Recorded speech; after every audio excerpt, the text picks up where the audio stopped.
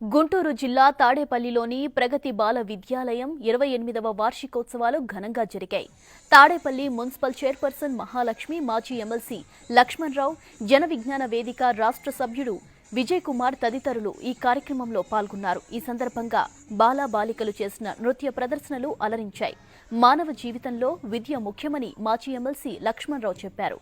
పిల్లలకు ఒక దశకు చేరుకునే వరకు సెల్ ఫోన్, ఇంటర్నెట్ అలవాటు చేయొద్దని సూచించారు. తల్లిదండ్రులు తమ పిల్లల కోసం కొంత సమయం కేటాయించాలని కోరారు.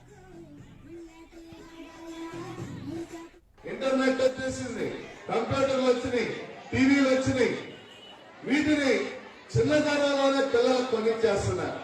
పిల్లవాళ్ళు 6-7 తరగతులు చదువుతుండగానే తల్లిదండ్రులు ముద్దు కొద్ది ఒక పిల్లడో 2 పిల్లలు ఉండటంతో ముద్దు కొద్ది ఫోన్ కొనిచ్చేస్తున్నారు. అంత అవసరం లేదు.